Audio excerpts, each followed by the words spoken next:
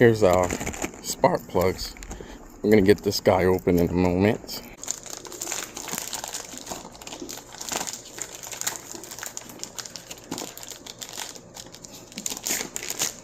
So here we have a set of Denso Iridium spark plugs. This is a 4-pack. I ordered this off of Amazon. I'll be sure to stick a link in the video description for you guys. These are the original spark plugs that came in this vehicle. And I'll show you guys here later on once we start taking things apart. NGK Iridium spark plugs will work on this engine as well, but it did come with Denso spark plugs from the factory. So that's what we're gonna go back in with. So the first thing that we're actually gonna do is disconnect the negative battery terminal. For this, you're just gonna need a 10mm box wrench. We're just gonna disconnect that guy and tuck it down out the way so it doesn't touch the battery there. The next thing we're gonna do is remove the engine cover.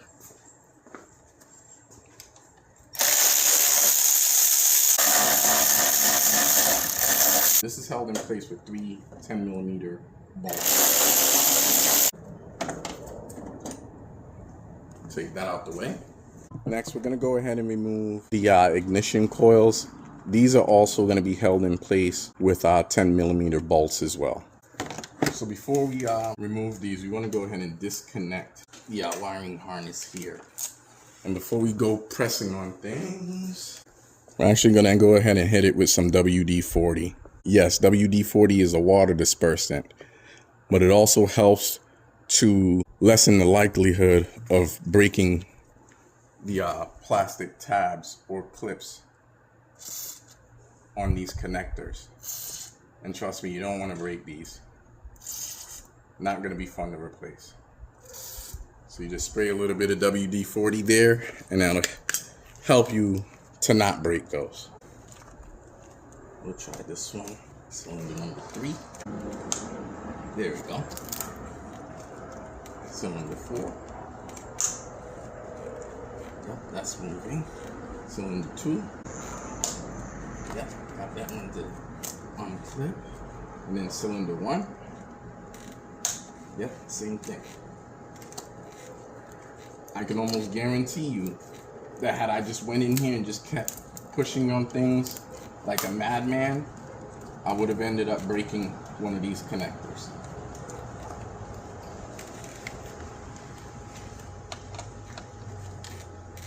So just break that guy loose, break this one loose, break that one loose, and break this one loose. And then we're just going to remove each one of them.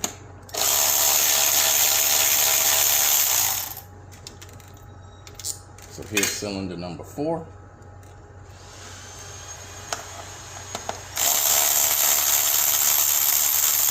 Cylinder number 3.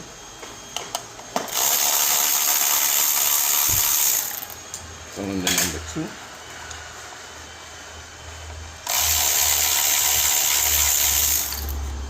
And cylinder number 1. I'm just going to remove each one of these coils. And when you remove it, you want to inspect it for things like a broken boot. You also want to check and ensure that there's no presence of oil, which there is none. Things are bone dry here.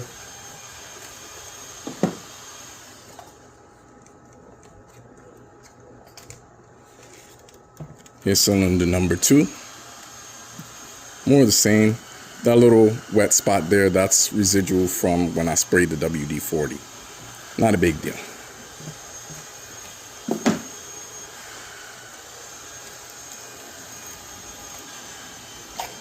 Cylinder number 3, the same. Just a little bit of WD-40 there. Not a big deal. And then cylinder number 4. Again, no oil. You also want to do a visual check inside of each one of these spark plug wells to see if there's any oil. There isn't any. Everything looks really good down in here. This is good because I don't I don't want to replace a valve cover, gasket, and seals unless I absolutely have to. So everything looks good there.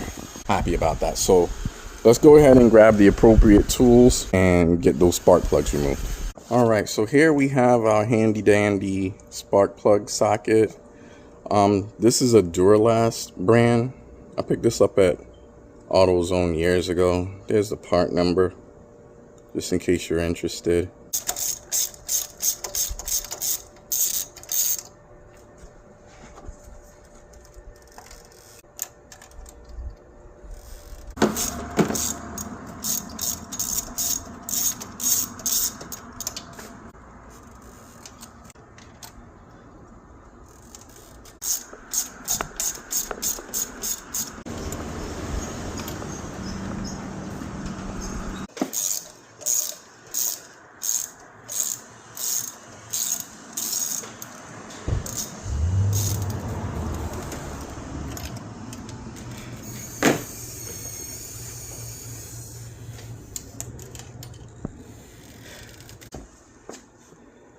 So here we have the number 1 spark plug.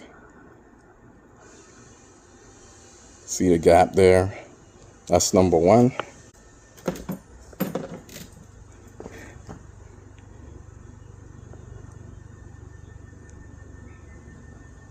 Here's the gap on number 2.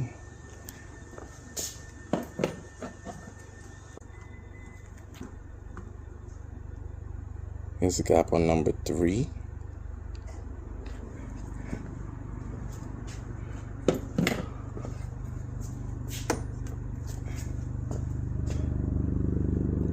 Here's a gap on number 4. See if I can get that in focus for you guys. All in all, each spark plug looks evenly used. We're going to compare one of the new plugs to one of our used ones here. Again, you don't want to gap these.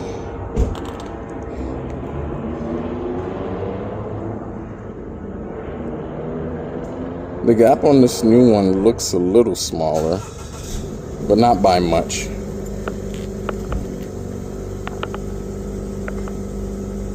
So this spark plug is the Denso 4710, just in case you guys were wondering, if you can find it, because they're kind of hard to find for some reason. So as you can see, both of them share the same part number. And again, this is what originally came in the car, and this is the replacement that we're going back in with.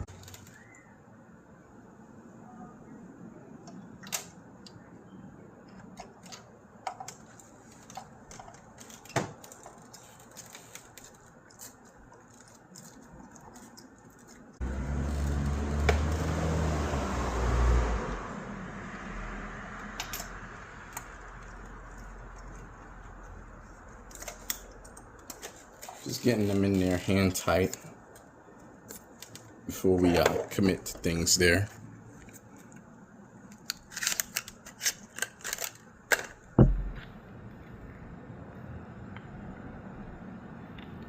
So just in case you guys weren't aware, these plugs actually come with anti-seize already on it. You can't see it. It's all in the plating here. That's why it's so shiny. So there's really no need to add anti-seize to these, because what could happen is that you could end up inadvertently stripping the threads on the spark plug tube. And if you do that on this cylinder head, you're in big trouble, because it's aluminum and it's very soft. Just saying.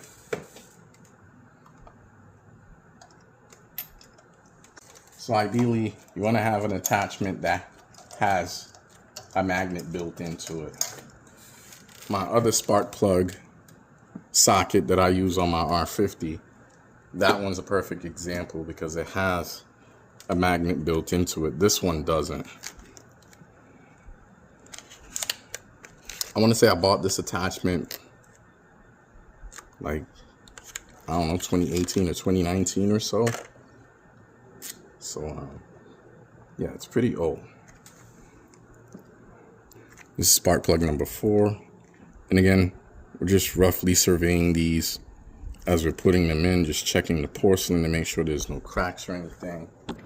Also, another thing that wouldn't hurt you to do with these when you're installing them.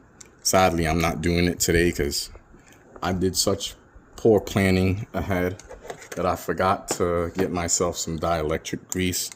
I'm not sure if I have some, but typically if you have dielectric grease, what you want to do is just lightly coat the porcelain and the top of the plug here.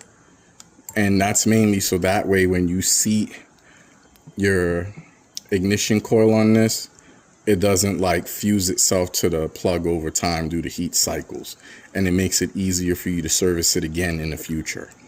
Now, when we put these plugs in, we don't expect to have to do this particular service again for at least another 100,000 miles.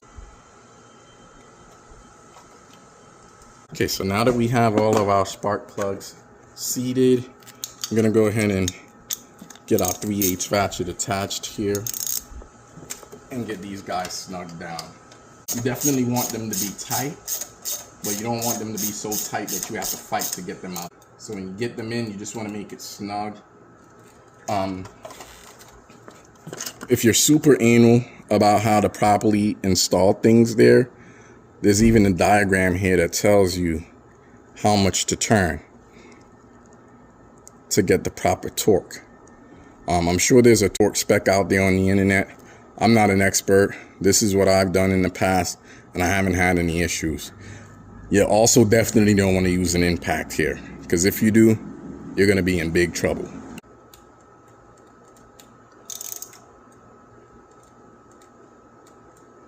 Yep, that's all you want to do. You want to get it to snug, and then when you get to snug, tighten it up just a little bit, and then you should be good to go. Again, use common sense and use good judgment here, and everything should go quite smoothly for you.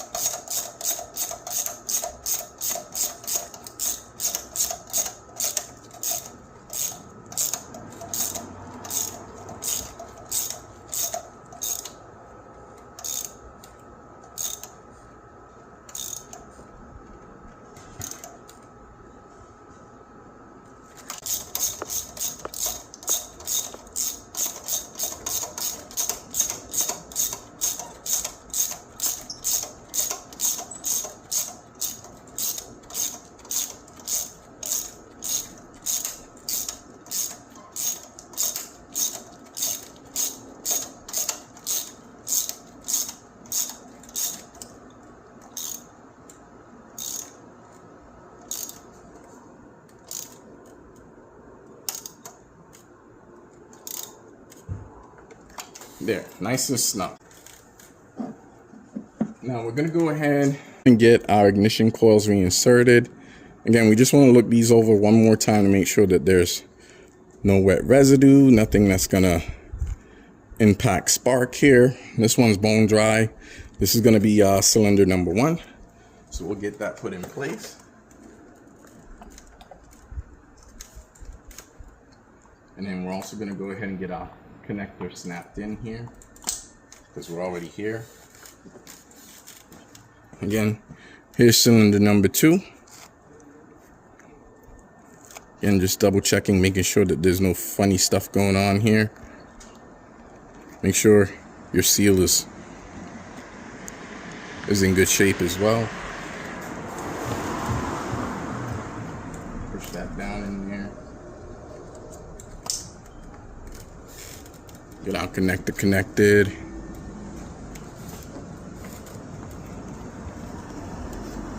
What I'm doing right now is just removing that little bit of residual WD-40 that got on this guy earlier. Again, just double checking and inspecting that everything looks good here, and it does. So back in the hole it goes.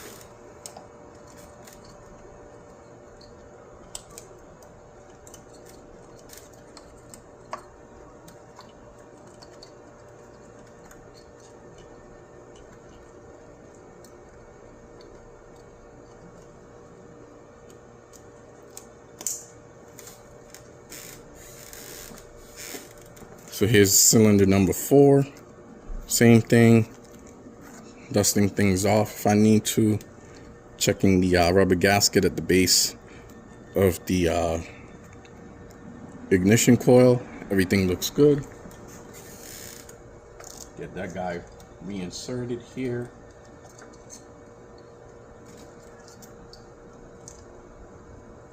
And we're also going to go ahead and reconnect our connector.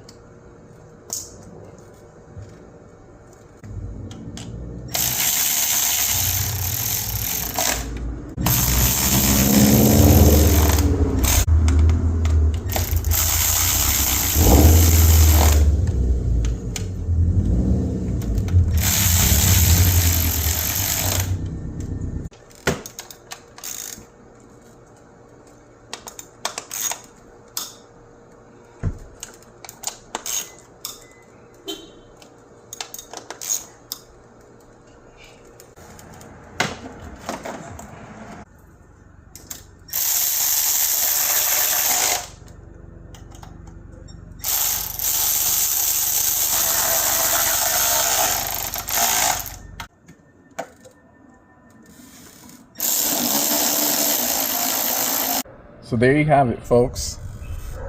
That is how you replace the spark plugs on your 2013 to 2018 Nissan Altima 2.5 4-cylinder engine. It's a simple, easy, and very straightforward task. Don't overthink it. Make sure you get your parts in advance, whether you're going to purchase them locally or do like I did and ordered them online. And again, just take your time, use the correct tools, and you'll find how easy of a repair this is. Once again, thanks for stopping by the Camper Dan Files. My name is Chris. If you found today's video helpful, go ahead and give it a like. And while you're at it, don't forget to share, comment, and subscribe. And I'll see you guys next time. All right, guys. So here we are making our initial startup. Again, we're at 130,853 miles.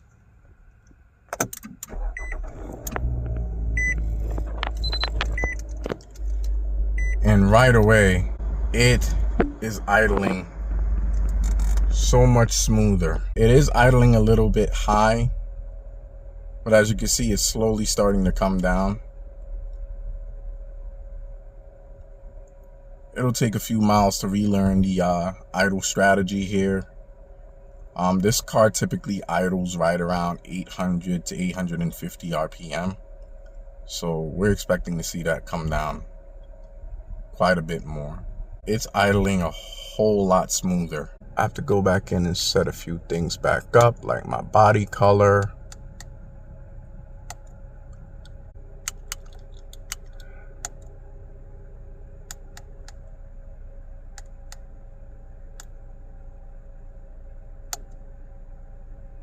Just trying to reset the computer here. One of the things we wanted to display was the fuel economy. So right now it's at 0. And as you can see, our RPM is right around 1,000. So that's expected to come down as we drive the vehicle and it comes up to operation temp. We'll report back later to let you guys know if we find anything interesting or exciting to report.